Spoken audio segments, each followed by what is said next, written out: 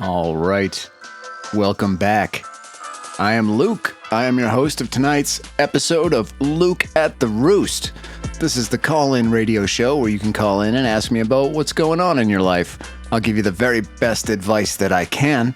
If you'd like to give us a call, the number's 208-439-5853. That's 208-439-LUKE. Today is Sunday, March 8th. And I've got a very special announcement for Wednesday. Actually, I don't know if you guys are going to care about this announcement, but I do have an announcement for Wednesday. I've been a very busy boy. And more about that later on in the week. Now it's time to get our show started. And first up on our caller line here, we've got Red. Red, welcome to the show. How can we help you tonight? Luke, I just threw a college kid out of the bar for FaceTiming his girlfriend at full volume by the pool tables, and the little bastard called me a fascist on his way out the door. A fascist for asking him to use headphones or take it outside. And you know what really gets me? Well, before we get to what gets you, I just want to let you know that you are a true patriot, sir, and we appreciate you because people that are FaceTiming in public like that are the most annoying people ever. So I salute you for standing up for America. You're a true patriot, sir. What is it that gets you? What gets me is I've been bouncing at this place for 56 years, Luke. 56 years. And I have seen every kind of drunk, every kind of troublemaker, every kind of idiot you can imagine walk through that door. But this new generation, they think the whole world is their living room. This kid's got his phone up, girlfriend on the screen, they're having a full domestic argument about whether she likes some other guy's Instagram post. And he's just broadcasting it to the entire bar like we all bought tickets to his relationship drama. I gave him 3 warnings. Well, you did the right thing, and everybody else in that bar appreciates you and how you stood up for the cause, sir. You're not a fascist at all. I appreciate that, Luke, but here's the thing that's eating at me. After I tossed him, I'm back in the office cooling down, and I start thinking about it. My daughter, she's 32 now. She does the exact same thing. Last Thanksgiving, she's at my table FaceTiming her friends in Portland while I'm trying to carve the turkey. Well, hopefully you threw her right out of Thanksgiving dinner, because that is unacceptable behavior. See? That's the problem, Luke. I didn't. I sat there and took it because she's my daughter and I only see her twice a year since she moved up there. And now I'm wondering if I'm a hypocrite. Well, I mean, maybe a little bit of a hypocrite, but it's your daughter and you have to make exceptions sometimes. I understand that. Maybe a strong-worded suggestion to put the phone away would have been appropriate. What I would do in your situation is think, what would Dalton do at the Double Deuce, right? You're a bouncer, so Dalton really is the gold standard for bouncer etiquette. And as we all know from the Double Deuce, the primary rule, the golden rule in bouncing is be nice. Be nice until it's time to not be nice. Yeah, I know the speech, Luke, but here's where I'm stuck. With the college kid tonight, I was nice. All right, you were nice. You gave him 3 chances, and then you escorted him out of the building because he was being a douchebag. And if he comes back and continues to be a douchebag, that's when you rip out his throat. Right, but with my daughter, I never even get to warning number 1. I just sit there and simmer. And you know what the real kicker is? After I threw the kid out tonight, I called my daughter to tell her about it. Well, maybe she'll be able to read through the lines and understand that you have to throw people out when they're acting in an unacceptable way. And she might have the self-awareness to look at her own behavior and potentially change it for next Thanksgiving. That's what I was hoping, Luke, but instead she goes, "Dad, that's so harsh. He was probably just having a bad day. A bad day. Like that gives you the right to ruin everybody else's night." And I'm standing there in the parking lot with the wind kicking up dust everywhere, and I realize she learned this from me.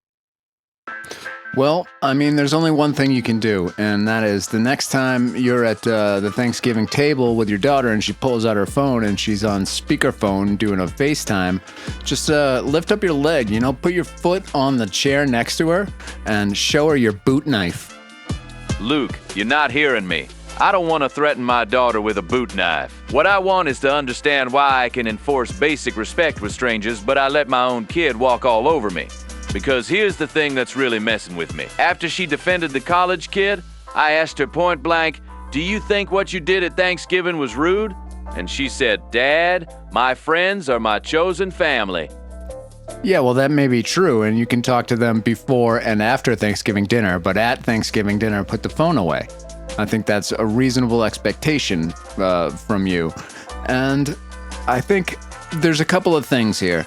See, when you're at the bar and you have to enforce respect, you're working, right? You're at work, so you're doing your job, and that's what you're supposed to do, and everybody expects you to do.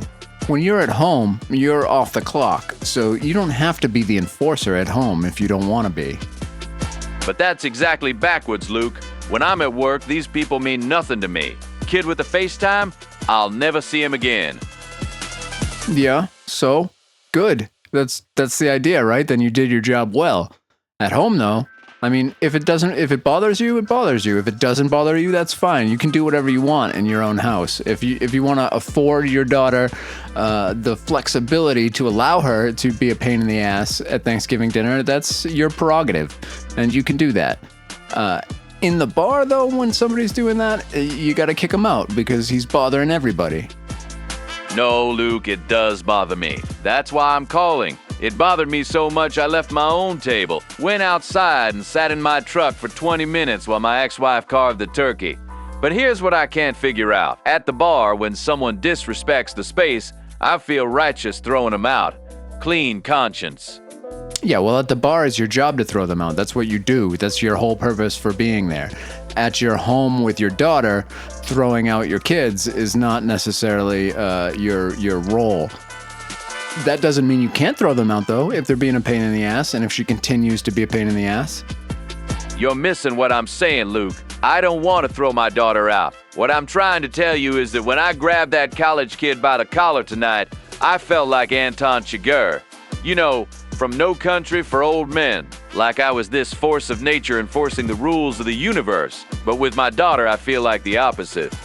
No, I'm not missing what you're saying. I'm hearing exactly what you're saying, and I'm telling you how to handle it or not handle it. And I'm giving you permission to choose your own adventure here. If it's bothering you so much that you got to leave your own Thanksgiving table, then you should say something to your daughter. And if you can't, then I don't know what to tell you. I guess go eat at McDonald's while everybody has Thanksgiving dinner. You know what, Luke? You're right. I've been making this too complicated. I can tell a drunk stranger exactly what line he crossed and why he's got to go, but I can't tell my own daughter that watching her ignore her family for her phone makes me feel like I failed as a father. And the reason I can't is because I'm scared she'll look at me the same way the college kid did tonight when I had him by the collar. Like I'm just some old man who doesn't understand how the world works anymore. Well, sir, it doesn't matter because it's your house and it's your dinner table. So you can understand the world exactly the way you understand the world, and it's up to everybody else to abide by your rules in that setting. And if you want to let those rules be laxed, if you can deal with that, then that's fine. But if you don't want to, you're perfectly within your rights to say something and say, look, we're not going to do this at the Thanksgiving table this year. And if you have to have a heart-to-heart with your daughter and let her know exactly what you just told me about feeling like you failed as a father and stuff, maybe that makes a difference. Maybe it doesn't. It depends on how much of an asshole she is. She's not an asshole, Luke. That's what kills me. She volunteers at the animal shelter. She checks in on her grandmother every week. But when I think about actually sitting her down and saying, "You made me feel like I failed as a father," my stomach turns over. Yeah, well, people can be more than one thing, and if somebody's doing a live FaceTime at the Thanksgiving table, they're an asshole. There's no other way to put it. So, I mean, I know she's your daughter and you love her or whatever, and that's great, but she can be a volunteer and also an asshole. They're not mutually exclusive.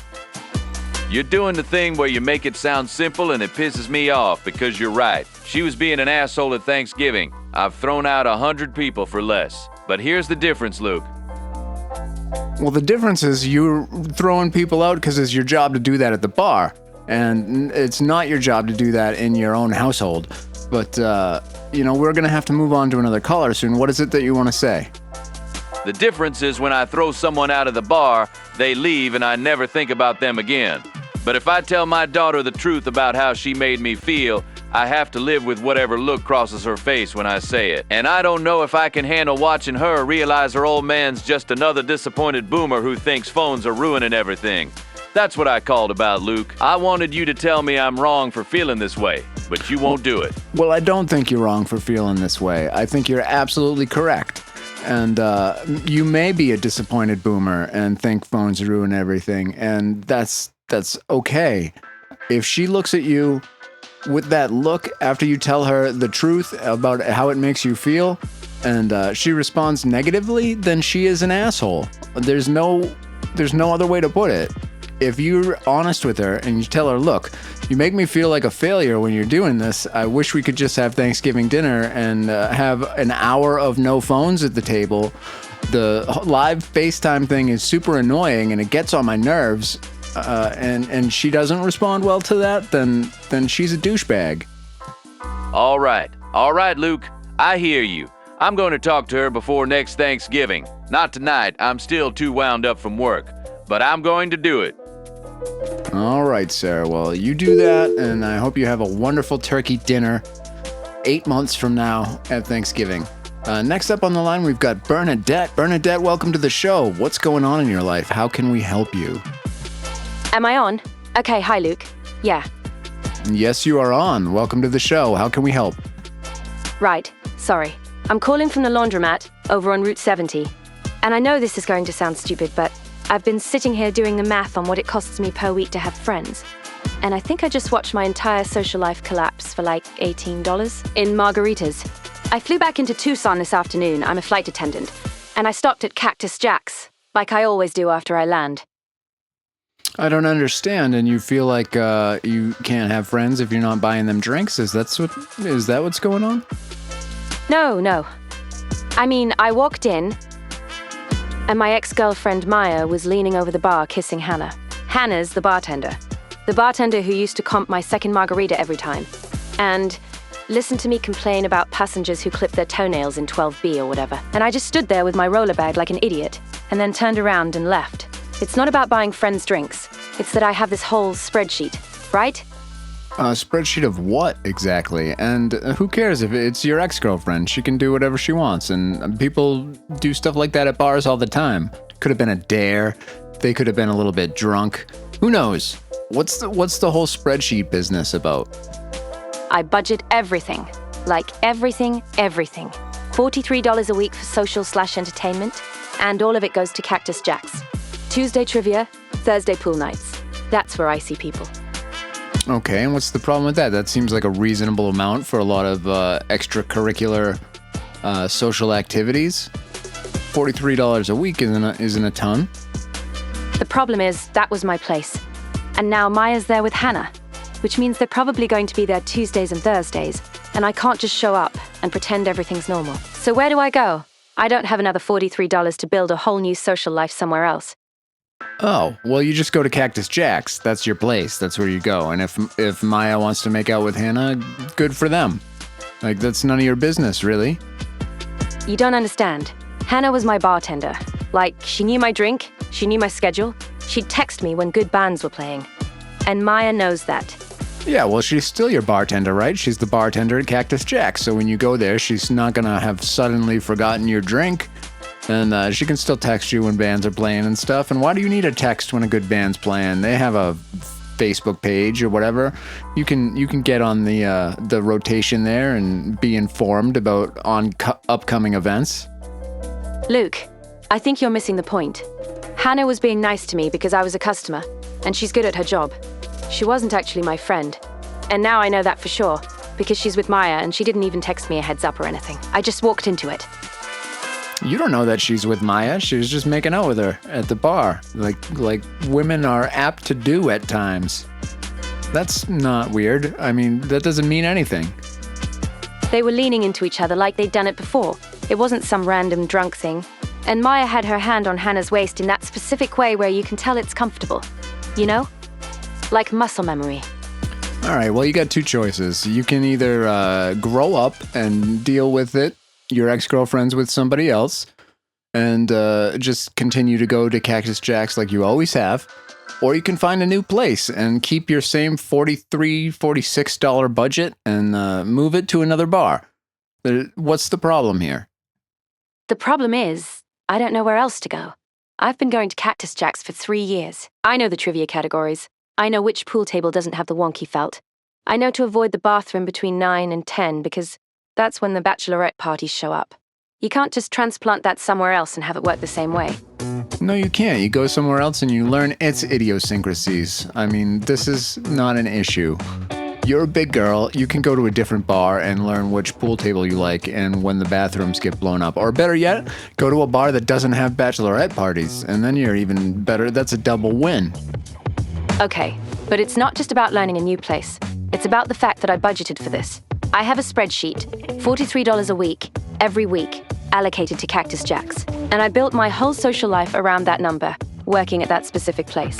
If I go somewhere else, drinks might be more expensive, or they might not have dollar tacos on Tuesdays. Or trivia might have an entry fee. Yep, and you might have to change the days you go, or maybe go to multiple places, or update your budget, because a budget is a living document. It's a thing that changes with time and inflation, and, I'm sure there's sometimes you give larger tips, and sometimes you give smaller tips, and sometimes you buy somebody a drink. It's never going to be exactly the same every time. But if you have a budget of $43 and that's what you're going to spend, find a place where that's going to get you the level of entertainment that you expect for $43. You're right. You're completely right, and I hate that you're right. I think what's really getting me is that I calculated the cost per visit of my entire social life, and it came out to like $12.70. And now I'm sitting in a laundromat at 2 a.m. doing math about loneliness while my shirts go around and around. That's pathetic, isn't it? Yes, to be perfectly honest with you, it is a little bit pathetic, and this is obviously not about the budget. This is about you being upset that your ex-girlfriend's making out with your bartender. But that's life, and sometimes you have to deal with uncomfortable situations. And if you can't deal with the uncomfortable situation, then go somewhere else. That's all there is to it. It has nothing to do with your budget. You're right. It doesn't. I'm hiding behind the spreadsheet because it's easier than admitting that I built my whole week around seeing Maya there and pretending I wasn't. Tuesday trivia. Thursday pool. Yeah, well, there's other fish in the sea, as they say, and you can find another girl. If Maya's been taken, you obviously didn't make your move in time, and maybe playing trivia and pool was not the way to pick up the girl. Go to another bar. There'll be another girl. And this time, make your move before somebody else does. What else would you like me to tell you? No, Maya was my girlfriend. For 2 years. We broke up 4 months ago because she said I was never around, which is true because I'm a flight attendant, and I'm gone half the month. But I thought we were still figuring things out, like we were still texting sometimes, and she never said she was seeing anyone else. Well, she's your ex-girlfriend, and she's moved on, it sounds like, and maybe you could have that conversation with her and see if there's any chance of you guys getting back together. But if she's your ex-girlfriend, she's your ex-girlfriend for a reason. She told you what that reason is. It's not going to change. So in the future, she's not suddenly going to be okay with you being gone for half of the year.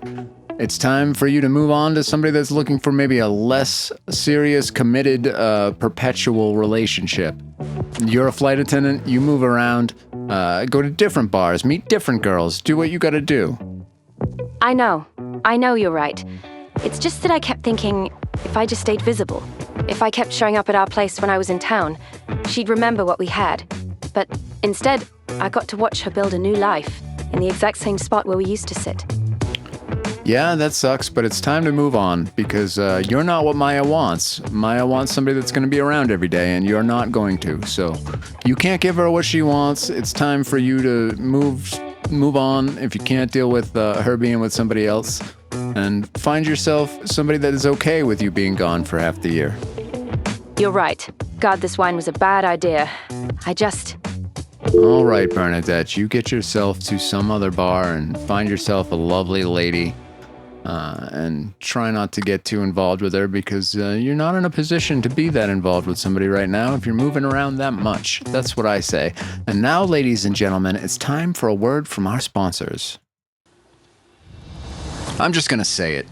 Your penis isn't working. I said it. It's out there now. The word is in the air. We're all adults. Some of us are adults whose penises work, and some of us are adults who are listening very carefully right now while pretending to adjust the radio so the person in the passenger seat doesn't see their face. It's fine. It happens to, and this is the real number, roughly half of all men over 40 at some point. Half. You're not special. You're not broken. You're not the first guy this happened to, and you're not going to be the last. You're just the guy it's happening to right now. And right now you have two options. Option 1, do nothing. Keep staring at the ceiling.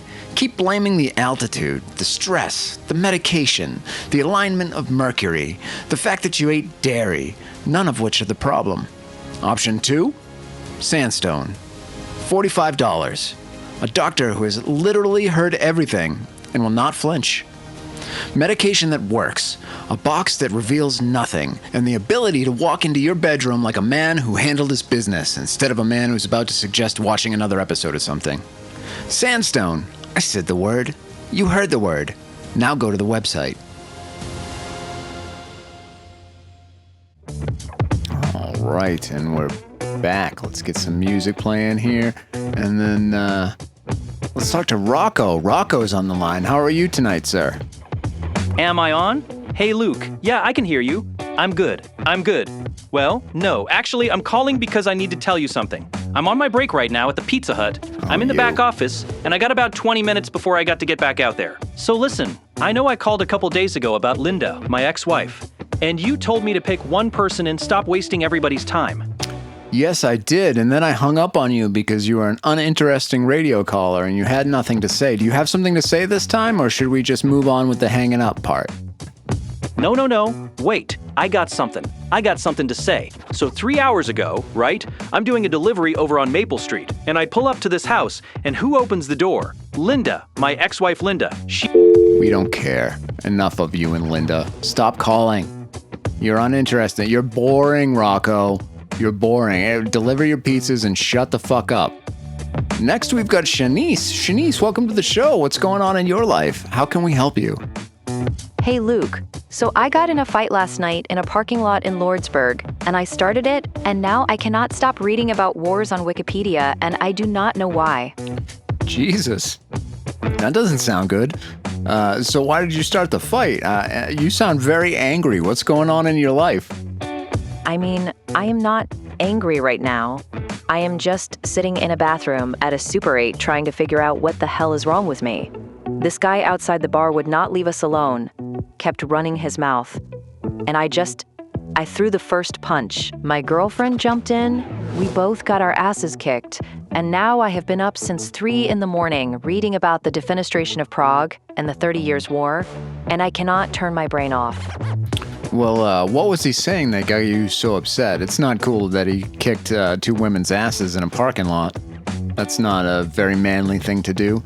But what was it that got your blood pressure pumping? He was just being a drunk asshole, honestly. Said something about my girlfriend. I do not even remember exactly what now. Just kept going and would not shut up. But here's the thing, Luke. He was walking away. He was actually leaving. And I went after him. That is what I keep thinking about. Well, then maybe you got what you deserved. You can't just run up and punch people, even if they're assholes. That's a little thing that we call assault. And this time, it sounds like you got assaulted back. Yeah, I know that. That is why I am sitting in here at 4 a.m. instead of sleeping.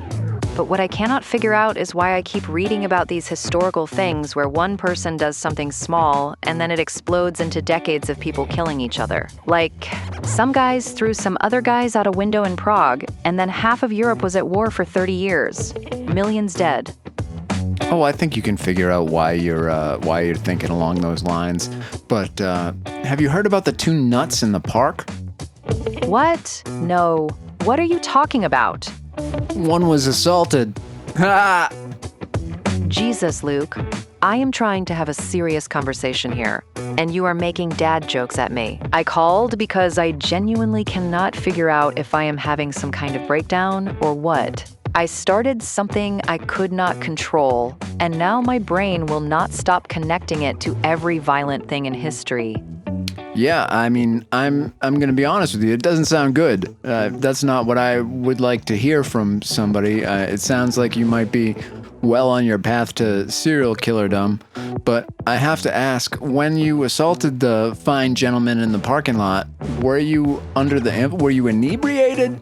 Were you shit-faced? No, I was completely sober. That is part of what is messing with me. I was stone cold sober, made a choice, and just did it. Okay, well, obviously you're angry, and that could be for lots of reasons, other things going on in your life, medication, chemical imbalances. We can't really know why you're so angry, but what I can tell you is if you continue to read violent material, it's not going to make you less angry. You think that is what I am doing? Like feeding it? Because I keep telling myself I am trying to understand it, trying to figure out how normal people end up doing terrible things. But maybe you are right. Maybe I am just sitting here marinating in it. My girlfriend does not even know I am awake. Well, that sort of excitement, that sort of anger can be addictive. Think about it. When you get pissed off like that and the hair stands up on the back of your neck, it's very similar to feeling to cocaine, which is very, very addicting. So once you get a little taste of that, it makes sense that you'd be kind of amped up and hyped for a little bit more.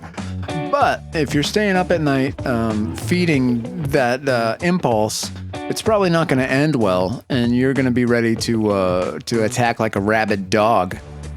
That is exactly what scares me, because when it happened, when I threw that punch, there was this split second where everything got really clear and simple, like all the noise in my head just stopped, and I have been chasing that feeling ever since, even though the actual fight was a disaster, and we both got our asses kicked. My dad taught me how to rebuild a transmission, not how to throw a punch. But that moment before it all went sideways, I felt like I knew exactly what I was supposed to do. Well, here's my advice for you. It's to channel that energy into something that's productive.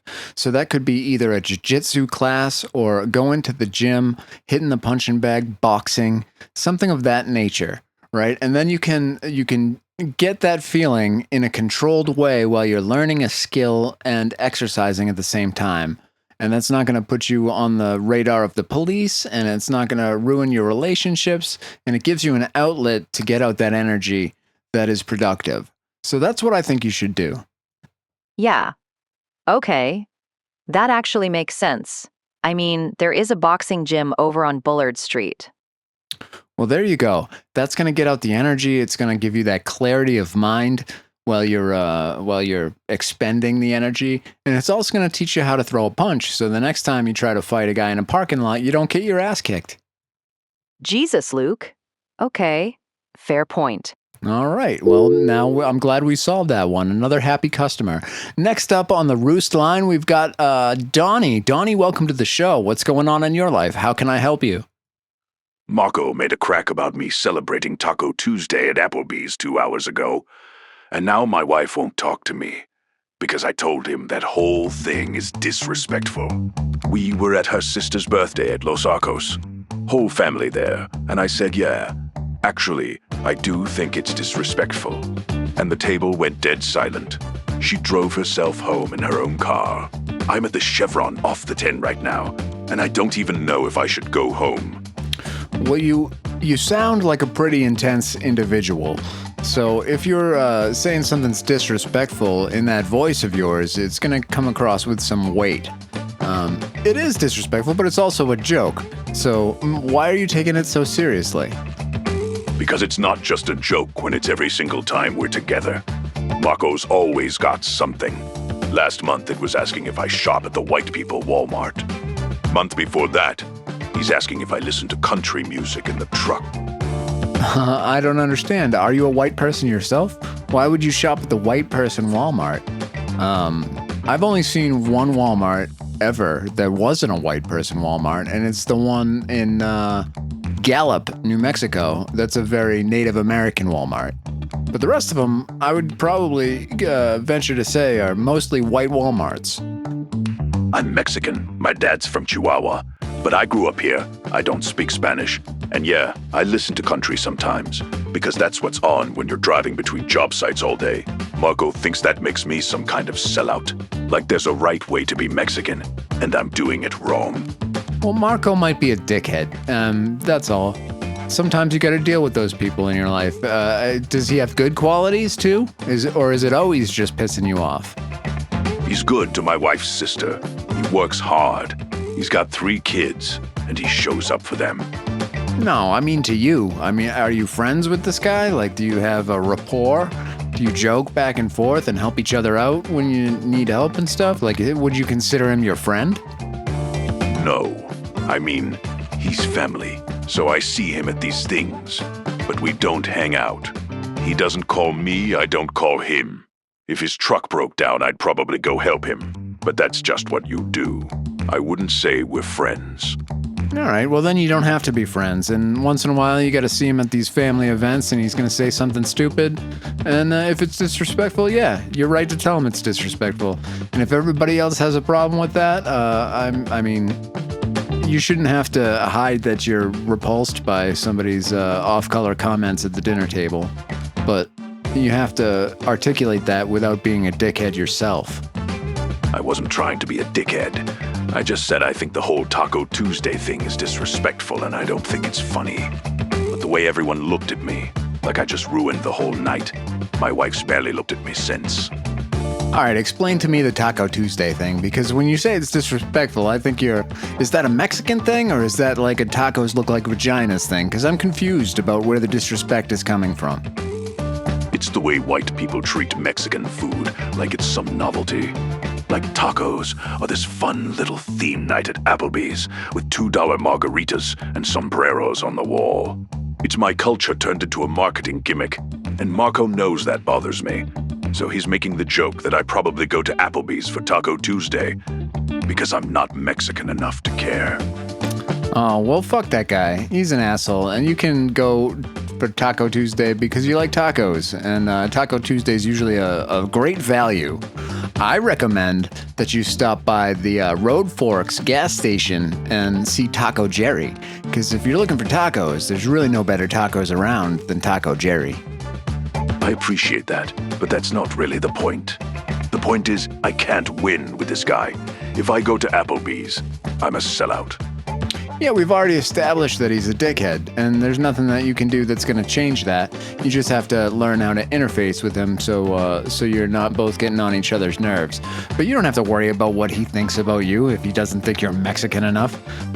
You don't sound very Mexican. You sound like a supervillain. But, I mean, you're as Mexican as you want to be, man. I don't know why that bothers you. Who cares what other people think? Because it's not just him. It's the whole table going quiet, like I'm the one who made it awkward. My wife won't even talk to me. She drove herself home separately, and I've been standing out here for 2 hours because I don't want to go home and deal with the silent treatment. I'm the bad guy for calling out his bullshit. No, you're not. You gotta speak up when somebody's offending you, and if it pisses other people off, then, I mean, have a conversation with your wife and tell her, look, the guy's a dick. He's always giving me shit about my Mexicanness, and I'm sick of it, and I'm not gonna stand for it anymore. And if she has a problem with that, you two work it out between yourselves. See why that bothers her so much, because it really shouldn't be this big of a deal. Yeah, but here's the thing. This isn't the first time. Last Thanksgiving, I got into it with her uncle about something else. And at Christmas, her dad made some comment, and I said something back. She says, I'm always looking for a fight at these family things. And maybe she's got a point. I don't know. Maybe she does have a point. You sound like a very sensitive man, very insecure in yourself. And maybe you should talk to a therapist or do some push-ups or something, or do something to have a little bit more confidence in yourself. Because those are the types of things that should roll off you. A quick joke there. I mean, maybe it's a little bit annoying, but it shouldn't have you this pissed off, and it shouldn't have you ruining all the holidays. So maybe there is something there, and if it's not the first time you've caused one of these issues and embarrassed your wife in public, then maybe she's got a point, and you should look into that. I'm not embarrassed about who I am. I work hard. I run a good crew. I take care of my family. But yeah, maybe I do get defensive when people come at me like that. It's just, I grew up getting shit from both sides. Yeah, well, you have to be able to define what getting shit is and what getting ragged on is, right? This is a thing that dudes do to each other in general. Like I don't know if women do this nearly as much as men do, but we all rag on each other, and it's not meant to cut deeply. We're just, it's our way of making conversation. But there's a difference between ragging on somebody and making it about their identity. Like, you can give me shit about my truck or my haircut or whatever. But when you're making it about whether I'm Mexican enough, that's different. That cuts at something else. Well, that's you. I mean, there are other people that would be far more offended if you gave them shit about their truck. You know, if somebody's really into their truck and you give them a little bit of shit about their truck, they're going to feel sensitive about that. It sounds like you're sensitive about a lot, though, and that probably comes from an upbringing where both sides were picking on you, and that makes perfect sense.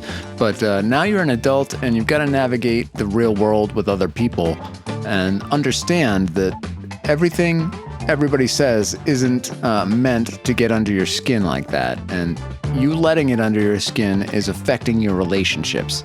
So maybe talk to a therapist or find some other way to regain that confidence in your identity, because it's obviously the identity that's bothering you. You're probably right. I just don't know how to sit there and smile when somebody's taking shots at me. Even if he doesn't mean it the way I'm taking it, I can't just let it slide. And that's what gets me in trouble every time. Yeah, well, you have to learn when to let it slide and when to say something about it but not make it a big deal, and when to make it a big deal.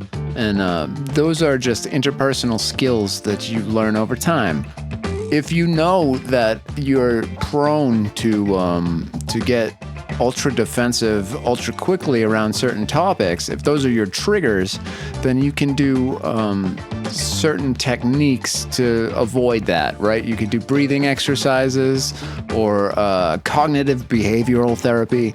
There are many different ways that you can identify, I don't want to call it a flaw, but what triggers you to act in ways you don't want to, and cut it off before it happens.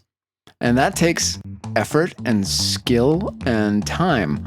But if you take that effort and learn those skills, I think you'll find that over time, you have a better time in social interactions. Yeah, I mean, I appreciate that. I think part of me knows I'm doing it while it's happening, but I can't stop myself. Yeah, man, we've all got those things, those personality defects that cause us problems, and when they cause enough of a problem with our families or our friends or our jobs, then we have to take action to do something about them. So I suggest that you do. And now, before we take another call, I think we're going to have to go to another word from our sponsors. Does your dog bark at nothing? Does he stare at the wall for 45 minutes and then sprint into a door? Has he ever growled at a specific corner of your house like he's seeing something you can't? Yeah, your dog's going through some stuff. Introducing Calm Down, premium edibles for dogs. Each bacon-flavored chew contains a proprietary blend of chamomile, valerian root, and a third ingredient that we have patented so we don't have to tell you what it is. Within 30 minutes, your dog will go from destroying your couch to sitting in the middle of the kitchen floor with a 1,000-yard stare, completely at peace with the universe. Will he see the same thing in the corner? Probably, but he won't care anymore. Side effects may include extreme chill, sudden interest in reggae, and your dog forgetting his own name, which, let's be honest, he already did. Calm down, because your dog doesn't need a walk. He needs to calm the hell down. Not available in California. We cannot stress that enough. All right, and we are back. All right, next up on our caller line here, we've got Naomi. Naomi, welcome to the show. What's going on tonight? Hey, Luke. Thanks for taking my call. So I got promoted to shift supervisor at the care facility where I work 3 weeks ago. And now my best friend Alia won't even look at me. Like tonight, I tried to explain the new medication protocols during closing, and she literally turned her back on me, just completely shut me out. And Marcus too. They're both missing their check-in times, making me look incompetent to the regional supervisor. And I don't know what to do because these are my people, you know?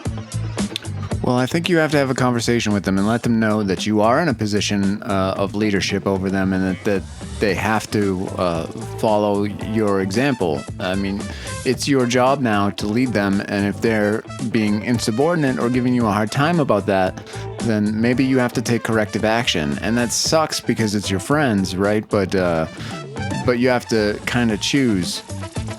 If they can't accept that you've been promoted and that they are now under you, then maybe they have the wrong jobs.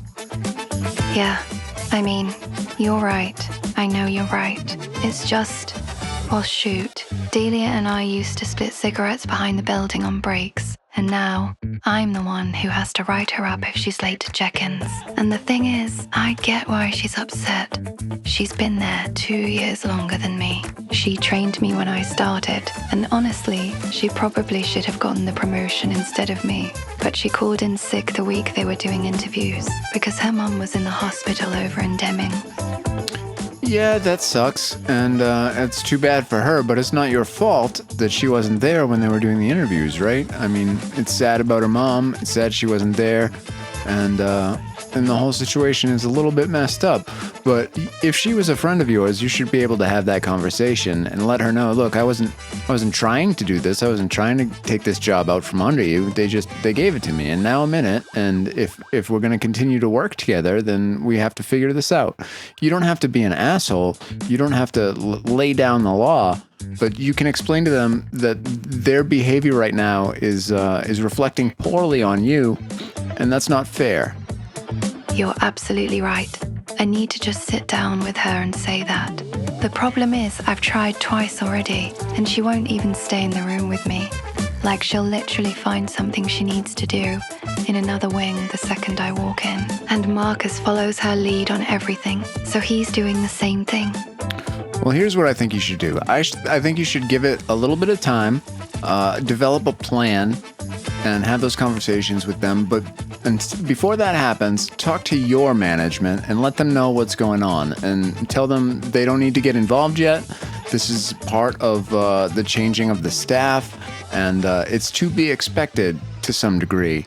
And you've got a plan for it, you're going to address it, and if it doesn't work, you're going to give it, 2 weeks before you ask for reinforcement. Oh gosh, that's actually really smart. Because right now the regional supervisor just sees me looking like I can't handle my own staff. But if I get ahead of it and tell her I'm working on it, at least she knows I'm aware of the problem. I've got my next check-in with her on Wednesday. I could bring it up then. The thing that's killing me though is I drove all the way out here to my grandma Yolanda's place in Harchita tonight because I just couldn't be in my apartment anymore. Yeah, I think that this approach is going to make your upper management respect you more, because this is a problem that happens to a lot of people in management when they're promoted. It's an organizational issue and a culture issue, and if you can get in front of it, acknowledge it, and develop a plan to deal with it, and that works, that's a big deal. And that shows a pretty extreme level of skill, right? It shows a maturity that not a lot of people in your position can pull off. So I think do that. Look at it as an opportunity to prove your skill in management. You know what? I hadn't thought about it that way at all. I've just been sitting here eating my grandma's biscuititos and feeling like a complete failure. But you're right. This is actually a chance to show them I can handle the hard parts of the job, not just the scheduling and the protocols. Oh gosh, Luke, that actually makes me feel so much better. Yep. Anybody can learn the scheduling and the protocols. That's teachable. But when you can work with people at that level in a management type role, that's something that is more special. It's more rare and more valuable, to be honest with you. Next up, we've got Reggie. Reggie, welcome to the show. How can we help you? Hey, Luke. Yeah, so I just got hit with a library fine that's basically wiped out everything I saved for a security deposit. And the weird part is the librarian knew my name before I even said anything. Wait a second, a library fine? Like, what is it, 1986? How much could a library fine possibly be?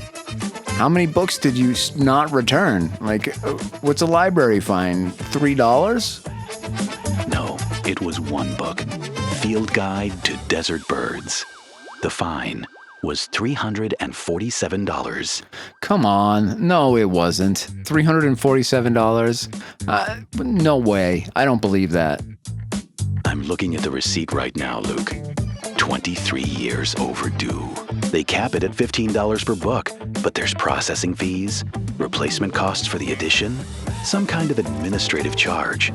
It's all itemized. Yeah, who cares? Don't pay that. That is stupid. I already paid it. That's what I'm saying. I paid it because she said my name. The librarian, she just looked up and said, Reggie, before I even opened my mouth. And I just handed over my debit card like I was on autopilot or something. Yeah, well, you should call your bank and have them stop payment on that charge. Report it as fucking fraud, because that's bullshit. I mean, it's not fraud, though. I did check out the book, Summer After High School. I remember doing it. And I never brought it back. Yeah, but it's not worth $347. Stop it. You know damn well it's not worth that much money. They just ripped you off hard. There's no library in the country that keeps their records for that long and is gonna charge you compounding interest for the rest of your fucking life. That's stupidness. The thing is, I know where the book's been this whole time. That's what's messing with me. It wasn't lost. I've seen it. I've had it. Well, you should take it back into that library and then smash that librarian across her face with it. Because $347 is too much money to charge somebody at a library for literally anything. That's what I have to say to you. Don't play this game. I can't take it back. I don't have it anymore. And the librarian, she wasn't trying to rip me off or anything. No, all right. Goodbye, Reggie. Good luck to you paying your rent, you dummy. Next up, we've got Alia. Alia, welcome to the show. How can we help you today? Hey, Luke. Thanks for taking my call. So my girlfriend moved out Thursday, and I am sitting here at 1 in the morning doing restaurant paperwork. And I just watched some guy in a BMW leave his shopping cart wedged against a cactus in the parking lot. And I wanted to throw something through his window, which feels insane because it is just a shopping cart. But also, I think maybe I am angrier about the shopping cart than I am about Vanessa leaving. And I do not know what that means about me. It probably means that you're hurt and in some level of grief, and anger is one of those stages, and you saw something to project your anger onto, which is a shopping cart, and really it all comes down to you're hurt because your girlfriend left. Yeah, okay, that makes sense. Except, here is the thing. I am not even sure I am that hurt about Vanessa specifically. Like, we have been together 2 years, and she moved out, and I should be devastated, right? Well, I don't know. I mean, 2 years isn't all that long, and relationships aren't the end of the world. Sometimes they end, and there can be devastation, but there's always some level of grief, and it might not be because you don't have Vanessa anymore. Maybe it's something internal, like you feel like you can't uphold a relationship, or whatever the details are of your breakup there. maybe are making you think less of yourself in some way. Who knows? There's a million different things it could be. But it's probably related to the breakup, since that's the most significant event that's happened in your life recently that would make you unreasonably angry at stupid shit. You are absolutely right about that. She left because I work too much. Which is true. I do work too much. I am the assistant manager at this Italian place, and I have been doing like 60-hour weeks since January because our general manager quit and they have not replaced him yet. And Vanessa kept saying I was choosing the restaurant over her. And I kept saying I am not choosing anything, I am just doing my job. But then she packed her stuff Thursday afternoon while I was at work and texted me that she was staying with her sister. And I just came home and her closet was empty. And I thought, okay, well, I have to go back for the dinner shift anyway. Yeah, you're going to have to probably spend some time with that one and decide how much your job means to you and how much the girl means to you. And maybe it's not over yet, you don't know. But just watch yourself and don't flip out on anybody, because if you do, there could be police involved. It could make things way, way, way worse. So go easy with yourself. Take some time to think and sleep and enjoy having the whole bed to yourself. That's what I say. And we're going to take one more call tonight, and then we'll be done. And our last caller tonight is Chip. Chip, welcome to the show. How can we help you, sir? Luke, okay, so picture this. I'm standing in my kitchen at 1 a.m, right? And I just got off the phone with my actual lawyer. Not the Guatemalan one, my lawyer. The one I pay. And he tells me the photo is real. Like verified real. Okay, so you're the guy that adopted the child that was actually stolen from Guatemala, and you talked to your lawyer. The lawyer says that the photo of your daughter that you adopted with her birth mother is real, and she's holding up a sign or something like that. You described the photo for us before. What else did your lawyer say about your rights in this situation? He said legally, I'm in the clear. Like, the adoption was done through a licensed agency. We followed every rule. We didn't know anything was shady, so nobody's coming to take her away from me or anything. But then he goes, however, morally and ethically, you might want to consider what's best for your daughter. And I'm like, what does that even mean? Best for her, how? Well, it means exactly what it says. You want to consider what's best for her. Should she be aware of her birth mother and her situation? Should you meet up and have visitation with the birth mother? Should she have an opportunity to go live in Guatemala for a little while? How do you and your wife want to deal with that? I think that's what he means.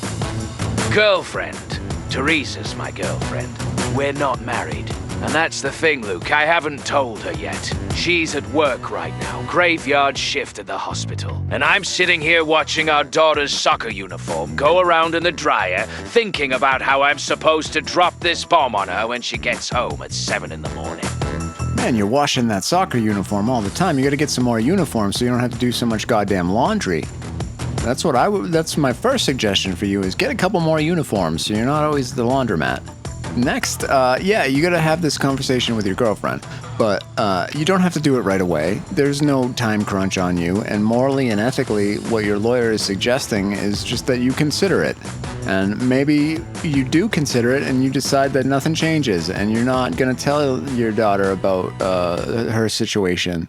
You don't have to. I don't know what the right answer is there. I've never been in that situation, and not many other people have. So there isn't a right answer. You have to think about your family, your life, your daughter, her personality, and what you're okay with and what feels comfortable to you guys. This is a parenting decision that you have to do together. Okay, but here's the thing. I ate lunch with Steve today, my coworker, and I almost told him before I tell Teresa. Like I had it right there in my mouth at the cafeteria. And I'm thinking, what is wrong with me that I want to tell some guy I eat sandwiches with before I tell the woman I've been with for 9 years? And the lawyer also said the birth mother wants to talk to me. She sent a letter through the Guatemalan lawyer. She wants to meet my daughter. Well, she can wait, and you can tell whoever you want to confide in. It doesn't matter who you tell first. None of that is relevant. You don't have to make any move right now. There's no legal basis pushing you to do anything. You can take your time and think it through and have these conversations in the best way possible for you. Yeah, okay. But Luke, the letter says she's been looking for 8 years. 8 years! My daughter is 8 years old right now. This woman has been looking for her since the day she disappeared. And I keep thinking about that photo. The one with the crooked smile that's exactly like my daughter's smile. And I'm realizing this isn't just some bureaucratic mix-up. Yeah, well, she's been looking for 8 years. She can wait another month for you to have these conversations and decide what you're comfortable with, all right? If you are feeling guilty for some reason, if you feel like the right thing to do is to let the mother know right away, then have that conversation with Teresa tonight. And stop worrying about or being paralyzed by having that conversation, because that's what's holding you up. You're right. You're right. Big surprise there that I'm the one making this harder than it needs to be. It's just, Teresa and I have been rocky lately anyway, like really rocky. And I feel like dropping this on her is going to be the thing that finally breaks us. She's already been talking about how exhausted she is, how we never see each other anymore with her schedule. Well, this is a big family decision, and she deserves to be involved in it. And if it breaks you guys up, it sounds like you're already on rocky ground. It's probably going to happen anyway. So talk to her. That's my advice for you, is talk to Teresa, tell her what's going on, and then you two make the decision together about what you're comfortable with. That's all there is to it. Okay, so picture this. I tell Teresa tomorrow morning when she gets home she's exhausted from a 12-hour shift. And I hit her with, "Hey honey, our daughter might have been stolen from her birth mother in Guatemala." That's going to go great. But you're right. I can't keep sitting on this. The dryer just stopped and I got to get her uniform out anyway. I'll tell Teresa tomorrow. I will. Yeah, you gotta tell her. She's gonna be more upset if she finds out that you held off on it for a month or sent your daughter to Guatemala without her say. Just tell her and deal with the fallout of that together as a family, because that's what this is about. And with that, ladies and gentlemen, that is the end of our show. So tune in again tomorrow for more fantastic advice from me, Luke, at Luke at the Roost.